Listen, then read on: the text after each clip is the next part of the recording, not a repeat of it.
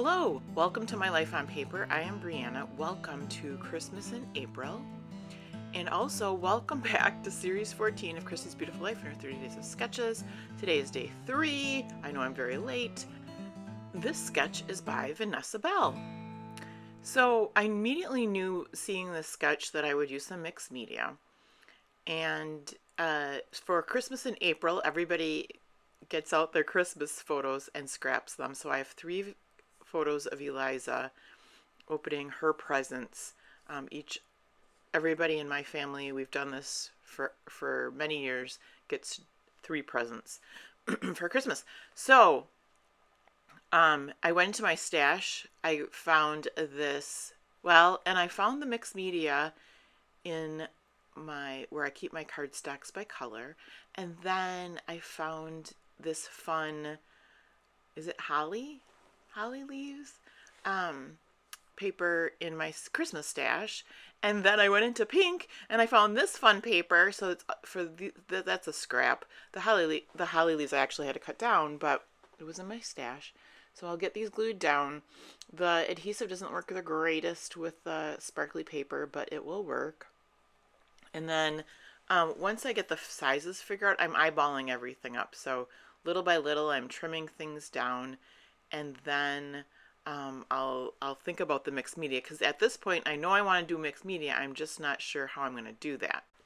And because of this fun pink color, I did go into my stash and I picked out a couple different pink pastes, which I think I'll show you in a minute. I'm still trimming down my paper here. I also did pull out some flare, because I'm going to do those 3 clusters like it shows in the sketch. Once I get the scraps trimmed to the right lengths and widths, then I will take my ATG adhesive and I will attach them to each other. And then I will set them aside so that I can work on that mixed media. Down below you will see everyone that is playing along with Christmas in April. We do this every month on the 25th of the month. And I found out today that I have many photos that I have not even developed after Christmas. All right, you got a sneak peek at my stencil. I wanted something with lines, and I also wanted something, here's a cheat, that I wanted something 12 by 12. I was running a little bit behind getting this done. I knew I didn't want to take a lot of time. So rather than wait for each layer to dry and then move the stencil, I picked up one of my 12 by 12. So this is what I got. I am not going with those long strips or those long lines in the metal. I just did the I don't know what you would call them, vertical ones, or diagonal ones, but they're like chevrons. So this Nuvo paste I got from a scrapbook store, and it was marked down like $2. It's mousse, Nuvo embellishment mousse. I'm assuming because they couldn't sell it and it was old. And always a buyer beware. This, it says add water to soften the consistency of the mousse. You can tell that as I am using it more, it softens up. It does crumble. There's a metallic sheen to it. It's pretty. It goes good with these, with my papers. There, I was just lining up the photo to see. I didn't want to have to do more mixed media than I had to, so but I want to make sure it's all the way over left as far as it needs to. Now this definitely isn't perfect. When I first started getting it down, I did go right under the stencil. I did not mask it off on where I didn't want to use it, so those lines going across do get some of the mousse. Now I think part of it is that because this is an older paste, that it comes up really nice. So like, you'll see me at the end here pick up the stencil and then use the spatula to pick up some of the mousse. That leaves a little bit of residue on the paper. I'm not too concerned. It's mixed media. But after the camera's off and it's drying, I mean, you could almost pick that whole mixed media thing up off because it's drying out. So I better use the other. I think I used about half of it on here. I better use the other half quickly. It was sealed. It wasn't like it was opened at all before, so this is what it is like when it's sealed. And I do like the way it turns out, so that's always good, right? Because at this point, I'm like, how is this going to look without the middle lines? Is it just going to look messy? Is it going to look like I added something? But I think not only can you see the inspiration of the sketch on the layout, but it also looks cohesive or like it's supposed to be there. I hate when, and I'm it happens to me where, oh my gosh, I really have to do XYZ, and then you put that on and it does look like an afterthought. So I never want that to happen. I'm going to go get those extra diagonal lines on the left there, so that because there are going to be pieces that the photos will not cover. So I want to make sure it's all done in one fell swoop. I don't want to have to go back and fix my mistakes or add more later. So there you could just say it like just chips out of there. And it's not that hard. It's not chipping.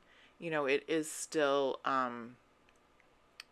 it's not, I guess it is soft-ish, but definitely it's got more ply when you work it a little bit. So here, again, bringing the photos, you can see that one falling off of the sparkly paper, and I'm going to reveal. And so you can see there's like 2 spots then that I just go in and kind of scrape it off.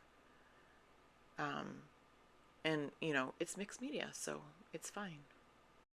So then the next thing up is to put the pattern paper down and make my clusters. You can see there's even some paint on my mat there to the right. I put some more ATG down on those photos to give them better stick. I could have used glue, but I'm fighting with my glue bottle right now, so I still have to run that under some warm water. So I just stuck with the ATG adhesive. Align that up. I did get some paste on that photo, but it came right off. You can't see that at all. Glue it down, and then try to figure out where, what flare where. How is this going to be a cluster? What am I going to use for my title? And I found these cute little trees. Those are Paper Studio. I think gives a little bit of a glare on the backing there, and then I also have these pieces. I gotta look to see what collection those are from. The little pink tabs are from Fancy Pants Designs from Wishmas. I had 2 packages from that. I believe it was from Paper Studio. Those journaling boxes also are the same, and that Have a Cup of Cheer title is actually, it was from a cut apart. I had a pad of paper that had a bunch of different like pinks and greens for Christmas, so I grabbed that out, and I'm just gonna layer the flare with the tree with the pink tab. I don't know what you call it, and then I get my favorite Ellie Studio puffy stickers out, and then the green goes on the flare, the green star.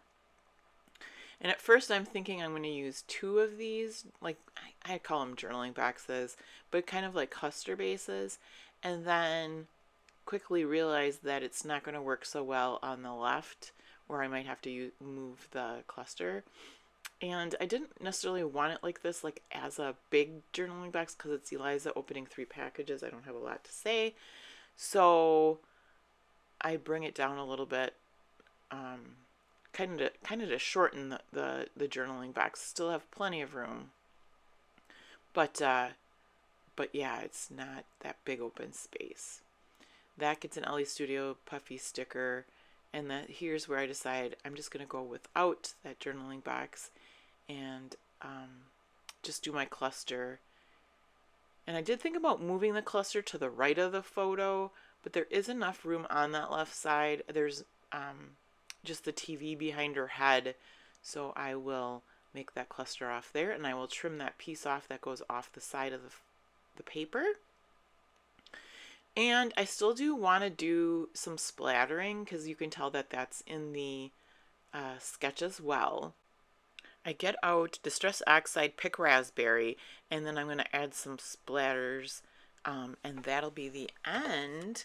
That's it. It's the finished layout. So check out everybody playing along below. Thank you so much for hanging out with me today. I hope you have a fabulous day, and I hope you come back and see me again soon.